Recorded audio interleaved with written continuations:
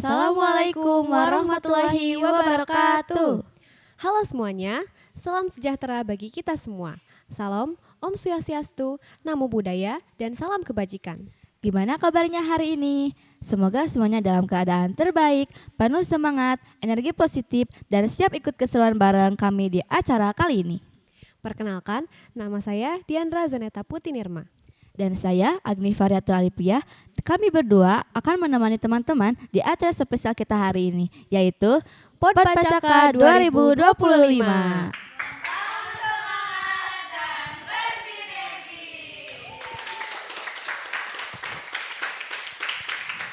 Tidak terasa ya, waktu berjalan dengan cepat. Rasanya baru kemarin kita menyambut acara Organizing Committee tahun 2024. Dan sekarang kita sudah melangkah ke tahun 2025 dengan semangat yang baru. Nah, kali ini kita nggak cuma ngobrol santai aja loh, tapi juga akan menyaksikan momen penting pergantian kepemimpinan di SMA Negeri 1 Tasikmalaya.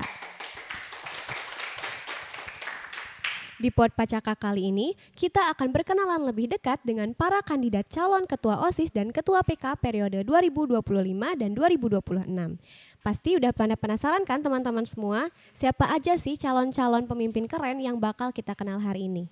Tapi sebelum masuk ke inti acara, gak lupa kami ucapkan terima kasih sebesar-besarnya untuk seluruh pihak yang telah mendukung acara ini. Mulai dari para sponsor, yaitu ada LT, Neutron, N3F Dermatologi, Nyonya Nina, dan panitia yang udah kerja keras yang turut membantu menyebarkan semangat acara pada kali ini. Dan tanpa berlama-lama lagi, yuk langsung saja kita sambut dengan tepuk tangan yang meriah para kandidat calon ketua OSIS dan ketua PK periode 2025-2026. Baik, sebelumnya izinkan memperkenalkan diri. Sebelumnya perkenalkan, saya Anindya Putri Juliana sebagai kandidat calon ketua OSIS nomor urut 1. Sebelumnya perkenalkan, saya Rosiana Nurul Amni, saya berasal dari kelas 11-3. Saya di sini sebagai kandidat calon ketua OSIS nomor urut 3. Oke, perkenalkan saya Neta Makaifa Zahra dari kelas 11-3. Saya calon ketua OSIS nomor urut 2. Halo semuanya, perkenalkan nama aku Farah Junrakil Abdi dari kelas 11-6 sebagai calon ketua umum PK nomor urut 1. Baik, halo semuanya. Perkenalkan nama saya Muhammad Yusuf Febrian, sering dipanggil Yusril. Saya dari kelas 11-12 dan sebagai calon ketua umum PK paslon nomor 2. Assalamualaikum warahmatullahi wabarakatuh. Perkenalkan nama aku Felicia Putri Jaleka atau bisa dipanggil Felis dari kelas 11-11 sebagai calon ketua umum PK periode 2025 dan 2026. Wah, luar biasa ya. Terima kasih banyak untuk para kandidat atas perkenalannya. Setelah mendengarkan perkenalan singkat para kandidat, teman-teman juga jadi penasaran gak sih tentang visi misi dan ide-ide mereka buat organisasi ke depannya? Nah, untuk menjawab rasa penasaran itu, sekarang kita akan lanjut ke sesi tanya jawab.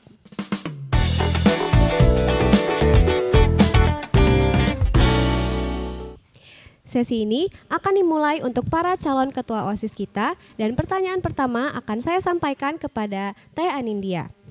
Pertanyaan pertama, jika keputusan yang kamu buat berbeda dengan kebanyakan orang, apa yang akan kamu lakukan sebagai pemimpin? Oke, baik, sebelumnya terima kasih atas pertanyaannya. Izinkan saya menjawab terlebih dahulu. Mungkin di sini konteksnya adalah ketika kita harus membuat keputusan, tapi ternyata ada banyak sekali pendapat-pendapat yang ada ketika dalam membentuk keputusan tersebut. Nah, tentunya saya sebagai pemimpin, karena kan setiap orang itu berhak untuk memberikan pendapatnya masing-masing ya, karena setiap orang itu berhak memiliki hak untuk berpendapat. Karena itu, tentunya saya sebagai pemimpin juga tidak akan selalu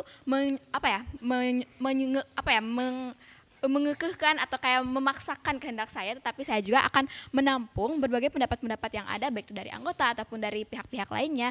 Dan begitu juga dengan saya juga akan menjelaskan mengenai pendapat saya sendiri.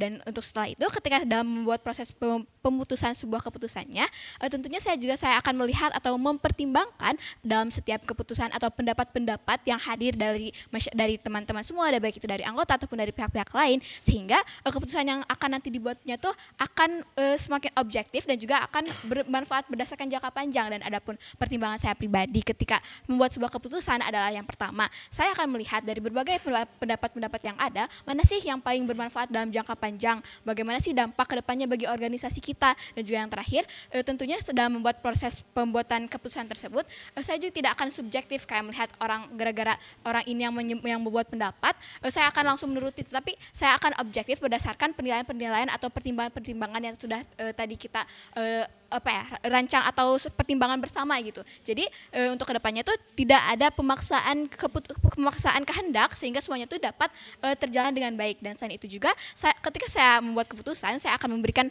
tentang apa sih alasannya kenapa kita harus memilih keputusan yang ini dan daripada yang lain gitu, supaya semua pihak tuh dapat mengerti kenapa sih yang ini tuh lebih baik daripada yang lain. Saya akan menjelaskan mengenai alasannya seperti yang tadi saya berdasarkan pertimbangan saya yang tadi, yang seperti dampak kedepannya, efeknya apa pada organisasi kita, dan tentunya berdasarkan alasan yang logis dan juga rasional seperti itu. Baik, terima kasih atas jawabannya.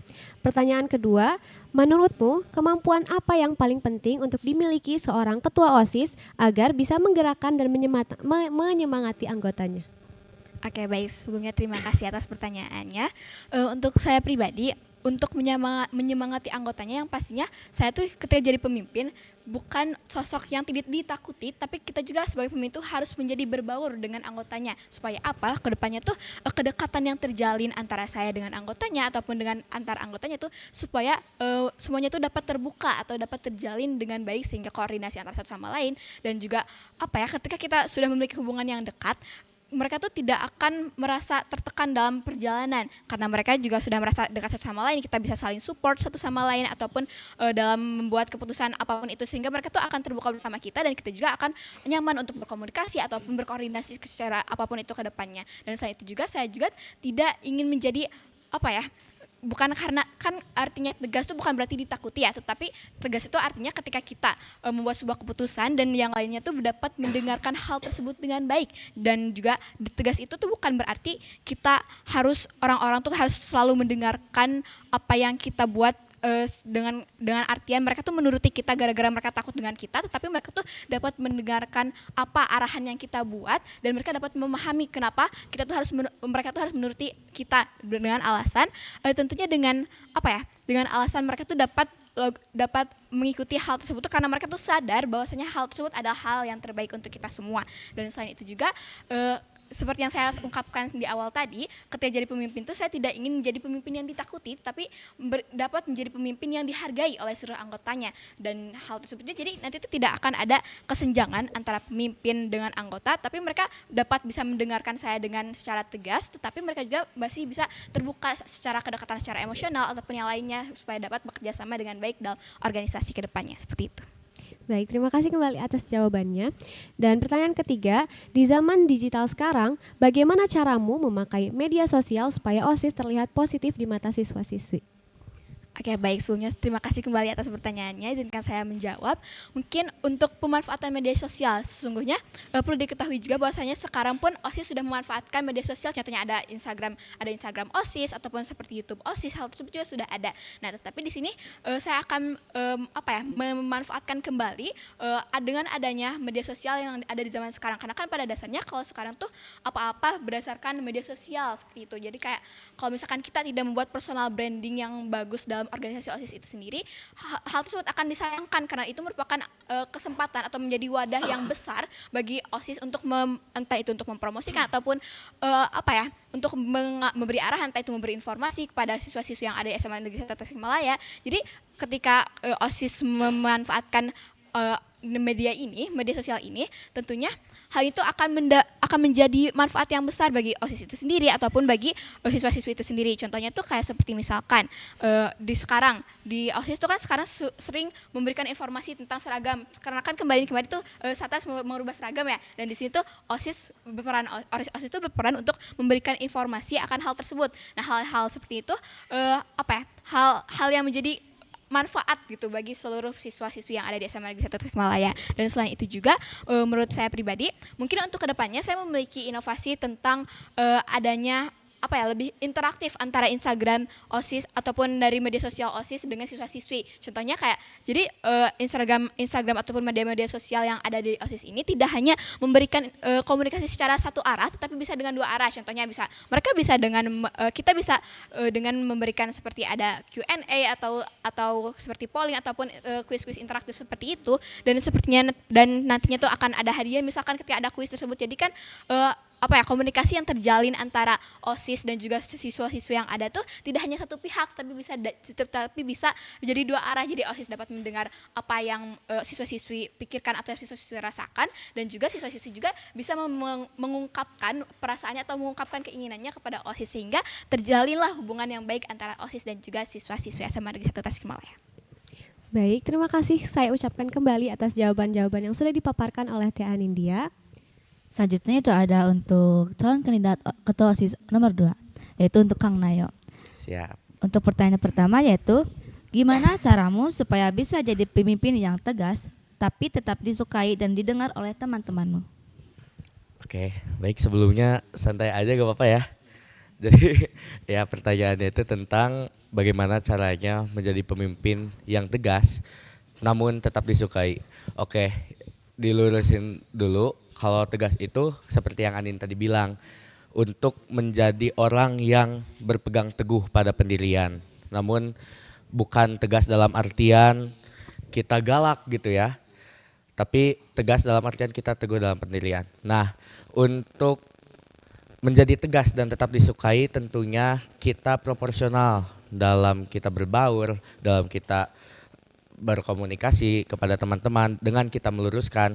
Karena ketika kita menjadi tegas, di satu saat kita ingin juga tetap disukai, itu ada tekniknya ternyata Teh. Jadi saya belajar nih, saya lupa dari buku apa gitu ya. Cuma intinya itu ada teknik namanya, ini lumayan nih sering ya hitung-hitung.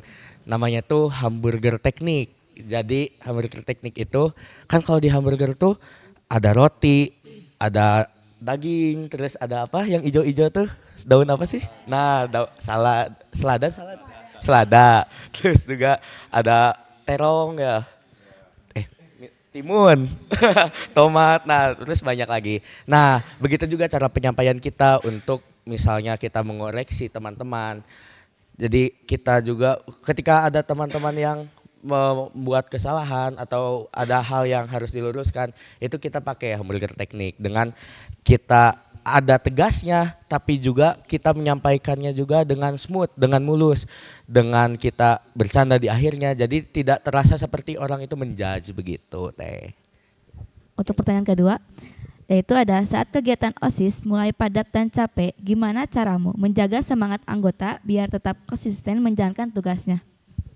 Oke, jadi pertanyaan itu bagaimana caranya si anggota-anggota ini tetap konsisten gitu ya. Pertama-tama kita menerapkan dulu yang tadi hamburger teknik, dengan kita di awal itu bagaimana caranya kita memotivasi teman-teman dan juga meluruskan apa yang harus diluruskan. Karena ketika acara ini pastinya kita harus mempersiapkan banyak hal, terutama dalam konsep, terus juga teknis acara. Jadi yang paling penting adalah di awalnya kita musyawarahkan terlebih dahulu. Ini maunya kayak gimana, sehingga kan kadang kita gak konsisten atau kita tidak semangat itu karena banyak faktornya. Beberapanya di antaranya adalah ketika kita ada hal yang kurang kita sukai. Maka dari itu kita ambil pencegahan dari awal. Jadi dimusyawarahkan terlebih dahulu di awal untuk supaya kita tidak dan menghindari apa yang tidak diinginkan ke depannya. Terus juga tentunya karena OSIS ini kan bisa dibilang volunteer dari siswa-siswi SMA Negeri 1 Tasikmalaya. Jadi kita bekerja dengan ikhlas, dengan tulus.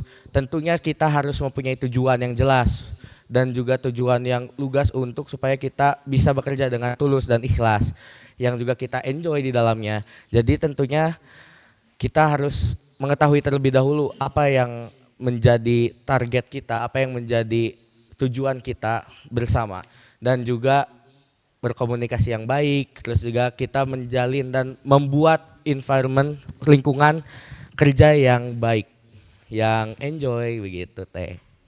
Baik, terima kasih atas jawabannya untuk Kang Nayo. Yaitu ada pertanyaan yang ketiga. Bagaimana caramu memastikan kegiatan OSIS benar-benar sesuai dengan kebutuhan dan keinginan siswa di sekolah?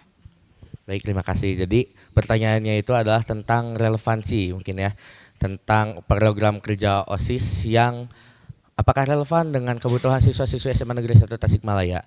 Yang pertama, untuk proker atau program kerja yang sudah ada, yang existing pada saat ini itu tentunya sudah relevan.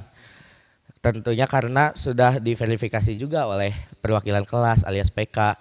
Terus juga untuk visi misi dan program kerja ke depan, tentunya kami dari internal OSIS terlebih dahulu melihat dan juga memilah, memikirkan apakah ini relevan atau tidak.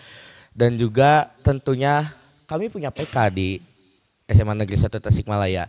Ini merupakan hubungan timbal balik di antara subsektor yang ada di SMA Negeri 1 Tasikmalaya untuk kita memenuhi apa yang harusnya dipenuhi. Karena ketika OSIS ini kan merupakan subsektor dari SMA Negeri 1 Tasikmalaya, yang mana kita tidak berdiri sendiri di sistem ini. Ada subsektor yang lain, ada guru, ada PK, ada teman-teman, ada bapak-bapak caraka, dan lain-lainnya. Jadi kita tentunya berkomunikasi dengan baik dengan subsektor yang lain, dengan teman-teman melalui PK dalam hal ini, karena perwakilan kelas ini tugasnya memang seperti itu. Jadi ya tentunya dengan berkomunikasi dan juga kita membuka ruang diskusi di antara perwakilan kelas dan juga subsektor lain di sekolah ini, begitu. Baik, untuk jawaban dari pertanyaan, terima kasih untuk Kang Nayo. Selanjutnya. Nah, untuk selanjutnya akan saya sampaikan pertanyaan untuk Teh Rosiana. Pertanyaan pertama, menurut Teteh, nilai apa yang paling penting untuk dimiliki seorang ketua OSIS agar membawa pengaruh baik bagi sekolah? Baik. Sebelumnya terima kasih banyak atas pertanyaannya. Ini cukup menarik ya, karena kita sebagai pemimpin itu memang harus mempunyai nilai-nilai yang memang berpengaruh bagi organisasinya ataupun sekolah. Yang pertama yang memang harus mempunyai oleh seorang pemimpin itu jiwa kepemimpinannya. Lalu ada nilai-nilai komunikatif, bagaimana cara kita menyikapi suatu masalah ataupun berkomunikasi dengan para anggotanya.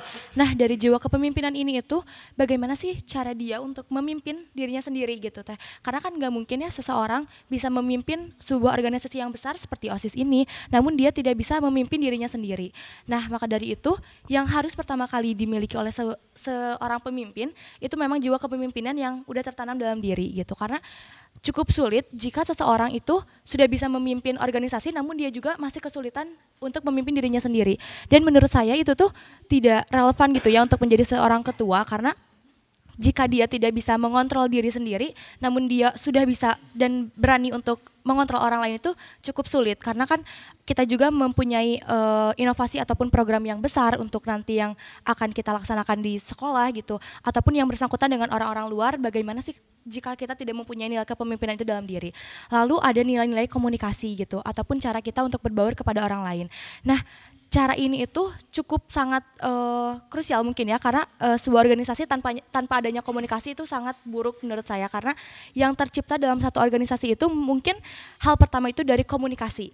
Bagaimana caranya sebuah program ataupun sebuah acara berjalan itu karena adanya komunikasi yang baik. Ketika tidak adanya komunikasi yang baik dan terciptanya satu kontribusi ataupun diskusi antar anggota, itu tidak akan adanya acara yang memang berhasil gitu dijalankan oleh satu organisasi ataupun adanya kontribusi dari yang lain. Seperti itu. Oke, baik, terima kasih atas jawabannya. Pertanyaan kedua, jika kamu membuat keputusan yang salah, bagaimana caramu untuk memperbaiki keadaan dan mengembalikan kepercayaan teman-teman? Baik, sebelumnya terima kasih banyak atas pertanyaan kedua. Bagaimana apabila kita mengambil suatu keputusan yang salah? Itu menurut saya memang manusiawi ya, karena kita juga tidak bisa mengontrol ya akan kebenaran ataupun kesalahan gitu. Terkadang kita juga hilaf ataupun memang tidak luput gitu ya dari kesalahan, karena kita seorang manusia biasa gitu. Nah, makanya diadakannya suatu tim dalam satu organisasi itu dia manfaatnya gitu. Yang pertama untuk berkomunikasi dengan baik, untuk berkolaborasi dengan yang lain, bertukar pikiran, bertukar pendapat itu sangat penting menurut saya. Agar suatu kesalahan-kesalahan tersebut tuh kita bisa berunding dan mencari titik tengahnya gitu. Karena kan suatu kesalahan itu tidak hanya dibuat oleh satu orang, namun ada beberapa faktor-faktor lain. Nah, bagaimana sih cara kita untuk menyelesaikan faktor tersebut? Pasti adanya komunikasi lagi tadi kan. Karena itu sebuah nilai-nilai pemimpin yang harus memang dipunyai satu orang gitu. Nah, dari komunikasi tersebut maka akan terjalin suatu jalan tengahnya dan kita akan menemukan suatu titik terang untuk menyelesaikan suatu kesalahan tersebut gitu. Dan untuk kita mengembalikan satu kepercayaan kepada orang lain itu yang mana kita juga harus memperbaiki kesalahan tersebut menjadi sesuatu yang baik gitu. Karena jika kita hanya mengintrospeksi diri itu menurut saya tanpa adanya tindakan itu sangat percuma, karena introspeksi diri itu cuman kayak aduh kayaknya ini nggak boleh diulang lagi deh, tanpa adanya tindakan itu sangat tidak relevan gitu untuk sekarang, karena yang sekarang itu memang dibutuhkannya suatu tindakan yang berpengaruh bagi sekolah gitu. Nah, itu dia cara kita untuk memang mengatasi suatu kesalahan agar bisa dipercaya oleh anggota-anggota yang lain. Nah, dari komunikasi, kolaborasi yang tadi itu kan akan terciptanya beberapa pemikiran yang baru, mungkin ada pendapat-pendapat yang dimana kita juga bisa memperbaiki diri kita sendiri gitu dari situ. Lalu kita mengambil tindakan seperti pada program lain atau acara lain kita tidak boleh melaksanakan kesalahan yang seperti itu gitu. Dan itu harus terciptanya komunikasi yang baik. Baik, terima kasih kembali. Pertanyaan nomor 3, jika ide anggota yang kamu miliki ternyata lebih bagus daripada idemu sendiri, apa yang akan kamu lakukan? Baik, di organisasi itu harus adanya diskusi ya, betul?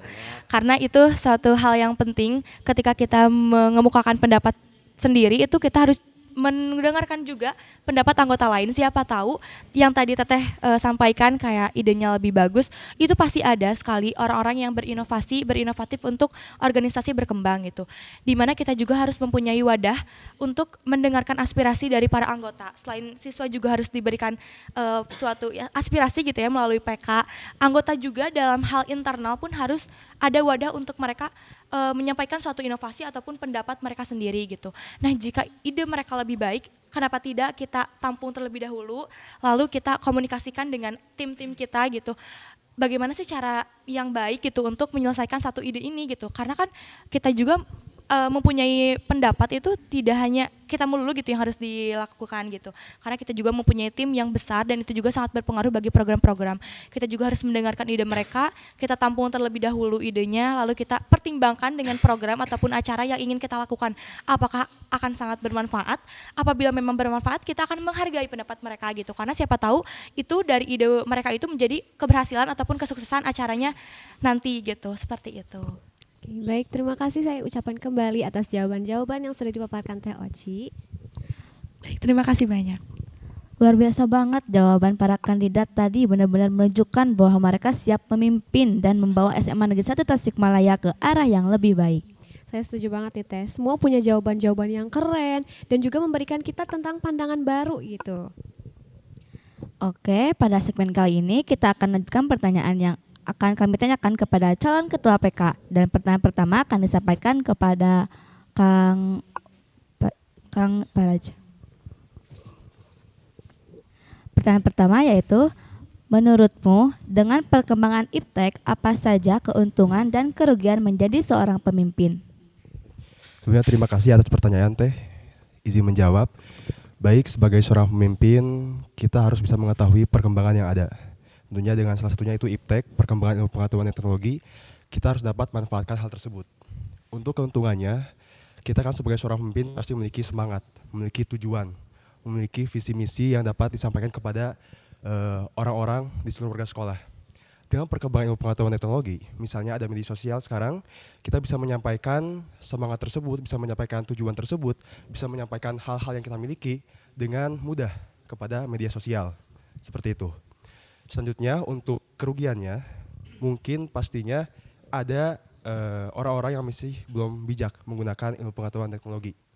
Sehingga mungkin pada saat masa kepemimpinan ada hal-hal yang menurut mereka kurang dan memberikan kritik kepada kita lewat media sosial.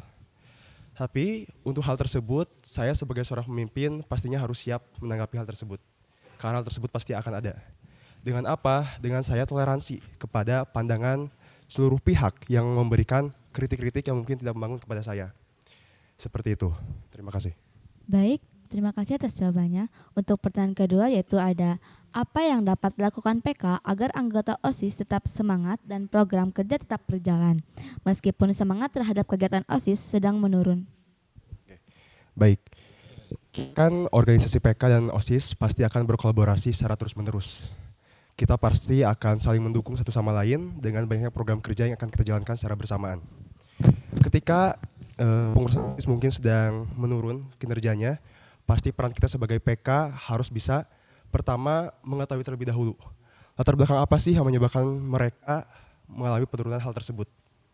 Dan juga kita sebagai organisasi PK pastinya tidak hanya memberikan masukan dan saran yang menyudutkan mereka, tapi juga kita harus memberikan masukan dan saran yang dapat meningkatkan semangat mereka untuk dapat berkolaborasi selanjutnya kepada hal-hal yang lebih jauh lagi ke depannya.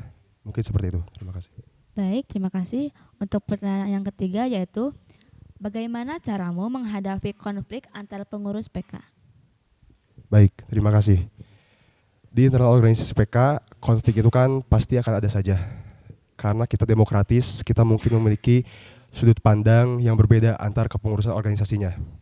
Ketika ada konflik di internal organisasi PK, peran saya sebagai ketua pastinya harus mengetahui terlebih dahulu latar belakang konflik tersebut terjadi.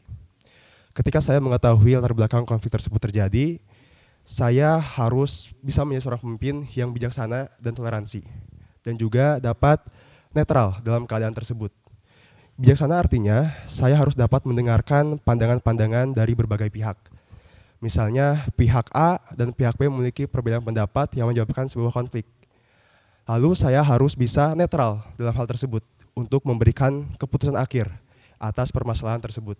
Sehingga saya rasa hal tersebut bisa menyelesaikan sebuah konflik. Artinya peran seorang pemimpin dalam menciptakan lingkungan yang harmonis dan sejahtera dalam lingkup organisasi sangatlah penting agar konflik yang terjadi di internal organisasi tidak akan terjadi. Seperti itu. Terima kasih. Baik, terima kasih atas jawabannya. Untuk selanjutnya ada pertanyaan-pertanyaan yang akan saya sampaikan kepada Kang Yusril. Pertanyaan pertama, dalam situasi yang sulit, misalnya anggota tuh mulai kehilangan motivasi gitu untuk bekerja. Langkah apa sih yang harus diambil sebagai seorang pemimpin? Baik, terima kasih ya atas pertanyaannya, sangat keren sekali. Untuk mengatasi hal tersebut, pastinya anggota itu mempunyai beberapa kepribadian yang berbeda dan semangat yang berbeda. Ada kalanya dia itu mempunyai semangat yang tinggi dan ada kalanya mereka itu kehilangan motivasinya. Maka dari itu dibutuhkanlah kehadiran seorang pemimpin yang bisa memotivasi mereka. Namun juga tidak cukup untuk memotivasi mereka. Kita itu harus mendengarkan keluhan-keluhan mereka dan kita itu harus menjadi pendengar yang baik. Mereka itu mau bicara apapun kita akan terima. Kemudian juga menurut saya sendiri seorang pemimpin itu yang baiknya itu tidak ada batasan. Jadi antara anggota dan pemimpin itu akan saling terciptanya solidaritas gitu. Jadi menurut saya sendiri perlu adanya kesadaran lah ataupun kepunyaan hati dari seorang anggotanya terhadap organisasi tersebut dengan cara kita itu memberikan ruang, memberikan wadah kepada mereka mengenai pendapat-pendapat mereka yang akan disampaikan kepada kita. Kemudian juga batasan yang saya maksud itu, kita itu kan seorang pemimpin, namun juga kita itu jangan egois gitu, ataupun memperlihatkan bahwa kita itu pemimpin mereka. Kita harus berbaur kepada mereka, kita harus jangan terlalu memperlihatkan bahwa kita itu memimpin mereka gitu. Namun kita harus sama-sama seperti mereka. Gitu. Baik, untuk pertanyaan kedua, jika ada program OSIS yang menurutmu kurang relevan dengan kebutuhan siswa, bagaimana sebaiknya PK menyampaikan masukannya kepada OSIS? Baik, pertama-tama sudah kita ketahui bahwa organisasi PK ini bekerja untuk mengawasi program kerja OSIS dan menyampaikan aspirasi-aspirasi. Kemudian untuk cara kita menyampaikan sebuah evaluasi terhadap OSIS itu, pertama kami itu akan mengkaji dan menerima data dulu nih dari OSIS. Kemudian kami akan mendiskusikan terlebih dahulu bersama anggota-anggota kami tentang suatu program yang diberikan oleh OSIS. Setelah kami mengkaji sebuah data tersebut dan kami menemukan hal-hal yang harus dievaluasi, maka kami akan menyampaikan dengan cara formal, kemudian dengan cara yang baik, dan juga setelah kami menyampaikan evaluasi yang harus diperbaiki oleh OSIS, kami juga tidak hanya akan mengevaluasi, namun kami akan memberikan bantuan, saran, dan nantinya itu akan terciptalah suatu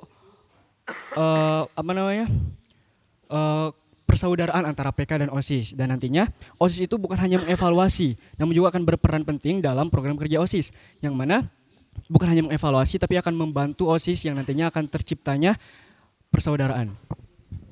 Baik, terima kasih atas jawabannya. Pertanyaan ketiga adalah bagaimana caramu untuk menciptakan suasana dan lingkungan organisasi yang sehat dan terbuka di antara pengurus OSIS? Pengurus PK, mohon maaf.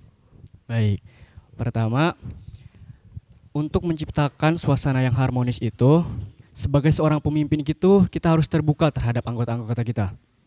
Kita jangan sampai menutup diri bahwa kita itu seorang pemimpin.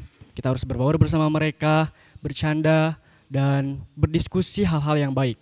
Kemudian pastinya di sebuah organisasi itu ada suatu program kerja, yang mana itu membutuhkan banyak sekali tenaga kerja dari setiap anggota, pengurus, dari jabatan-jabatan lainnya.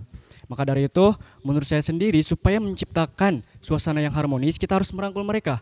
Tanpa adanya, mereka itu melihat bahwa kita itu pemimpin yang lebih tinggi dari mereka. Nah, jangan ada pikiran bahwa kita itu lebih tinggi dari mereka. Kita harus lebih berbaur, kemudian juga akan adanya evaluasi, yang mana evaluasi dari sebuah program kerja itu harus dilakukan supaya terciptanya program-program yang lebih baik dan juga suasana yang lebih baik. Kemudian juga tidak cukup mungkin hubungan ataupun komunikasi itu hanya di organisasi di sekolah saja. Namun kita akan membawa sebuah anggota ini untuk bermain bersama, untuk menciptakan suatu ukhuwah gitu dalam dirinya itu. Jadi akan terciptalah suatu yang harmonis karena ada keterbukaan di pemimpin tersebut ke anggota. Baik, terima kasih atas jawaban-jawaban yang sudah dipaparkan keren sekali oleh Kang Yusril. Selanjutnya itu ada pertanyaan untuk Teh Felix. Yang pertama itu ada, menurutmu bagaimana seorang ketua PK dapat menyeimbangkan antara ketegasan dan empati saat memimpin anggotanya? Baik, terima kasih untuk pertanyaannya. Izinkan saya menjawab. Menurut saya, tadi ketegasan dan empati ya. Nah, itu adalah suatu hal yang tidak bisa dipisahkan sebagai seorang pemimpin itu. Berarti kita punya ketegasan sebagai pemimpin dan punya empati sebagai sesama anggota organisasi. Nah, kenapa demikian? Karena ketegasan diperlukan sebagai saya seorang pemimpin untuk menjalankan dan mengatur atau mengkoordinasi setiap anggota agar menyelesaikan job desk-nya dan mencapai tujuan bersama. Dengan empati itu bisa saling menghargai satu sama lain tentang perasaannya. Jadi bukan hanya saja mengkoordinasi atau memberi tugas, tapi kita juga tahu bagaimana sih perasaan tiap anggota itu, apakah ada yang kesulitan ataupun sesuatu yang menghambat dirinya personal yang bisa mungkin menghambat ke tugas-tugas lainnya. Oleh karena itu, saya harus bisa menempatkan diri, bisa menjadi pemimpin dan bisa menjadi teman sebaya untuk saling berbagi dan sharing bagaimana sih menyelesaikan suatu permasalahan personal maupun organisasi, seperti itu. Baik, terima kasih atas jawabannya. Lalu yang kedua itu ada, untuk pertanyaan kedua, bagaimana PK dapat membantu OSIS dalam menyampaikan manfaat kegiatan mereka agar lebih menarik dan mudah diterima oleh siswa lain? Baik, terima kasih untuk jawaban pertanyaan keduanya. Izinkan saya menjawab. Bagaimana peran PK agar bisa mencapai inovasi ataupun program kerja dari OSIS ya, agar diterima oleh siswa-siswa di atas. Yang pertama itu bisa lewat forum aspirasi seperti proklamasi dan juga lewat media digital. Nah, kenapa? Karena di dalam dua kegiatan itu kan kita mengambil beberapa perwakilan dari setiap kelasnya, baik dari angkatan 10, kelas 10 dan kelas 12 lainnya, agar bisa visi misi kita itu atau program kerja itu bisa tersampaikan dan bisa mendapat koreksi dari beberapa siswanya, karena program ini kan yang pastinya untuk membawa manfaat untuk siswa-siswi di atas ya. Nah, oleh karena itu kita juga harus siap menerima kritik membangun dan siap melayani siswa-siswi di atas. Seperti itu. Baik, terima kasih atas jawabannya. Yang pertanyaan ketiga yaitu ada, jika ada anggota yang merasa kurang didengar dalam rapat, apa yang akan kamu lakukan sebagai ketua untuk memperbaikinya? Baik, terima kasih untuk pertanyaan ketiga. Menurut saya, sebelum jauh menjadi jembatan aspirasi siswa ke sekolah, saya juga harus bisa memposisikan diri sebagai jembatan antar anggotanya terhadap anggota maupun ketua, karena berjalannya organisasi ini atau PK kan tupoksi utamanya itu mencapaikan aspirasi dari internal dulu. Jadi kita itu bisa mencapai suatu tujuan bersama karena kita saling tahu nih permasalahan di internal tuh bagaimana, diselesaikannya bagaimana, dan tidak akan ada hambatan ke depannya untuk menyampaikan aspirasi lebih besar ke sekolah. Jadi mensejahterakan dulu internalnya gitu Kang Teh. Baru kita bisa menyampaikan dengan baik dan efektif ke pihak sekolah dari siswa-siswinya. Baik, terima kasih untuk jawaban dari Teh Felicia. Nah, setelah mendengar jawaban-jawaban dari semua kandidat PK, ternyata benar-benar menunjukkan ya bahwa mereka itu semangat untuk membawa perubahan yang baik di SMA Negeri 1 Tasikmalaya. Setuju Teh, gak kalah sama jawaban-jawaban keren yang dipaparkan sebelumnya sama kandidat calon ketua OSIS sebelumnya. Nah, betul banget Teh. Perkenalan dan sesi pertanyaan ini yang sudah kita lewati tadi dapat menjadi acuan bagi teman-teman semua untuk kedepannya menentukan pilihan terbaiknya masing-masing. Tapi setelah kita lewati sesi perkenalan dan pertanyaan yang berbobot dan menambah ilmu-ilmu baru kepada kita, di sini kita ada sesi yang spesial banget dan dijamin seru deh. Mau tahu gak teman-teman? Nah, untuk sekarang kita akan masuk ke sesi games untuk para kandidat calon ketua PK dan ketua OSIS.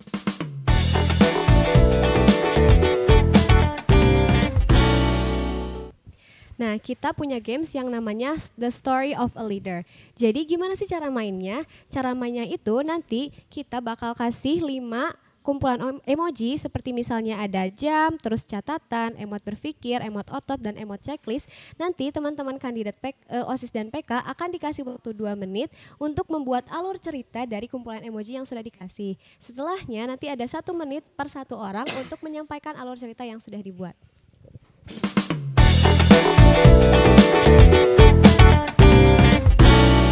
Nah, waktu 2 menit sudah selesai nih teman-teman. Boleh silakan yang pertama mungkin yang langsung untuk menyampaikan alur ceritanya dari emoji-emoji yang tadi kita paparkan. Boleh siapa saja yang mau jadi yang udah pertama? siap. Boleh. Silakan.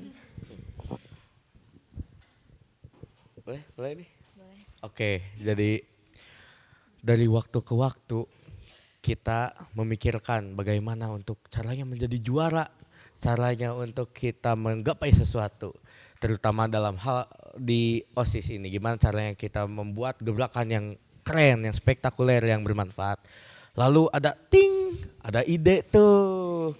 Dengan semangat yang kuat dan api semangat yang berkobar dalam jiwa pemimpin ini, saya mengumpulkan teman-teman dengan tujuan yang sama, yang kemudian kita bersatu, berkumpul walaupun kita berbeda-beda sifatnya dan sikapnya, walaupun ada konflik di antara kami, namun dengan satu tujuan, dengan satu visi yang sama, kita tetap bersatu dan kita bermusyawarah, selalu menertawakan,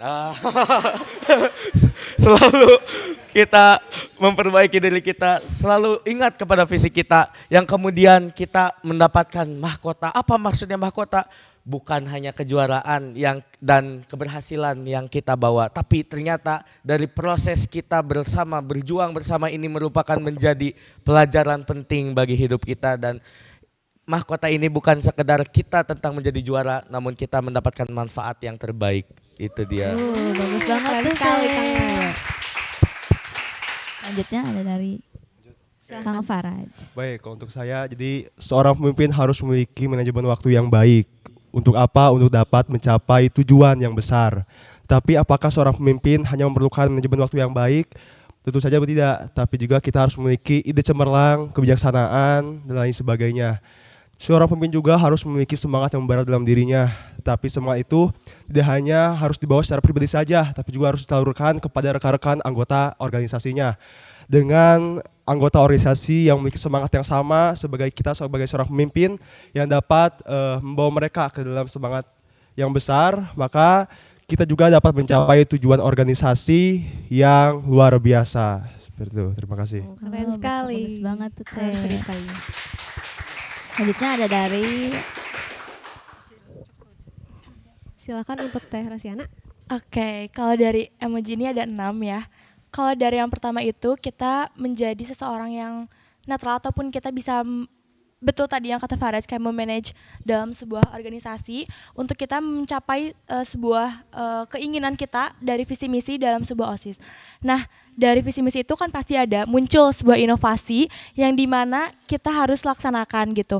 Nah, dari inovasi ini pun banyak sekali seperti faktornya. Nah, inovasi ini kan harus dilaksanakan nih, harus adanya semangat dalam bekerja gitu, ataupun dalam inovasi ini tuh tidak akan adanya sesuatu acara yang berjalan lancar tanpa adanya memang seperti dampak ataupun faktor-faktor lain, seperti adanya konflik internal itu dalam emoji keempat ini. Lalu dalam kelima ini kita kan tetap berprogram itu kan bersama-sama ya, sesama OSIS itu kan adanya kerjasama, kita harus saling merangkul dalam adanya konflik-konflik ini ataupun dalam menyukseskan suatu acara. Nah, dalam emoji yang ke-6, ini kita mencapai suatu kesuksesan dalam program ataupun acara dengan bersama-sama setelah kita melewati semuanya gitu yang beberapa faktor yang memang sangat berat bagi kita jalani, dan kita menyukseskan acara tersebut secara bersama-sama dengan adanya kolaborasi dan kerjasama yang baik antar sesama anggota.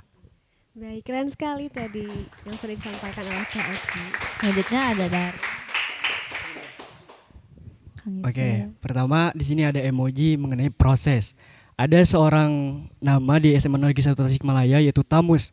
Dia itu seorang pemimpin yang mengerti akan adanya suatu proses. Dia tidak akan pernah menghilangkan suatu proses untuk mencapai sesuatu yang dia mau. Kemudian dia itu memiliki ide-ide yang cemerlang, yang ingin untuk menyukseskan suatu hal yang dia itu mau sukseskan. Kemudian juga ada kalanya api dia itu padam, motivasi dia itu tidak ada. Namun dengan semangatnya dan melihat proses-proses yang sudah mereka lewati, dia akan menumbuhkan kembali api motivasi dia. Kemudian juga untuk mencapai sesuatu yang ingin pemimpin ini selesaikan, dia tahu bahwa dia tidak bisa berjuang sendirian. Dia harus mempunyai anggota untuk meminta saran, untuk menyukseskan suatu program itu yang nantinya dengan adanya kerjasama antar anggota tersebut, kemudian ada ide-ide yang brilian dan juga ada motivasi yang tinggi terhadap diri dan anggotanya, dia akan mendapatkan suatu kejuaraan ataupun kemenangan dari hasil proses-proses yang sudah dia laksanakan atau lakukan. Baik, keren sekali tadi alur yang sudah disampaikan oleh Kang Yusriel. Selanjutnya jadi ada Teh Anindya. Oke, baik, sebelumnya kalau menurut aku pribadi yang pertama itu ada emoji seperti jam pasir atau jam waktu. Menurut saya pribadi ini merupakan menunjukkan bahwasanya pemanfaatan waktu atau efisiensi waktu adalah salah satu faktor kunci utama dalam sebuah keberhasilan sebuah program, yang dimana hal ini menjadi faktor penunjang yang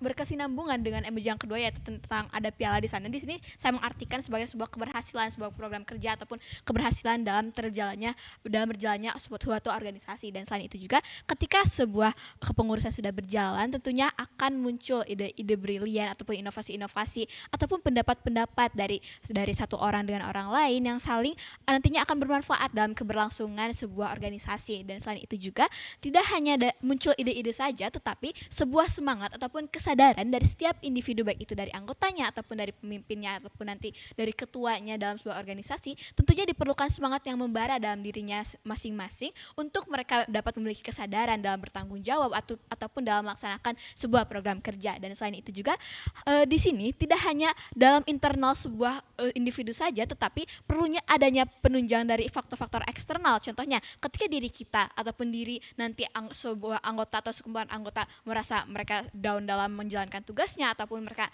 terasa capek ataupun berbagai tekanan batin ataupun tekanan hal lain, tentunya di sini diperlukan atau peran eksternal dari pihak-pihak lain, contohnya dari anggota lain ataupun dari ketuanya, untuk saling mendukung atau saling membahu-membahu untuk menjadi backup satu sama lain, sehingga sampai nantinya muncul dari emajan terakhir yaitu mahkota, sehingga nanti akan terbuatlah sebuah organisasi yang saling mendukung satu sama lain, yang suatu kondisinya saling membackup satu sama lain, dan sehingga dalam keberlangsungannya akan terjadi kelancaran dalam sebuah organisasi sehingga dapat mencapai tujuan bersama itu sendiri. Sekian, terima kasih.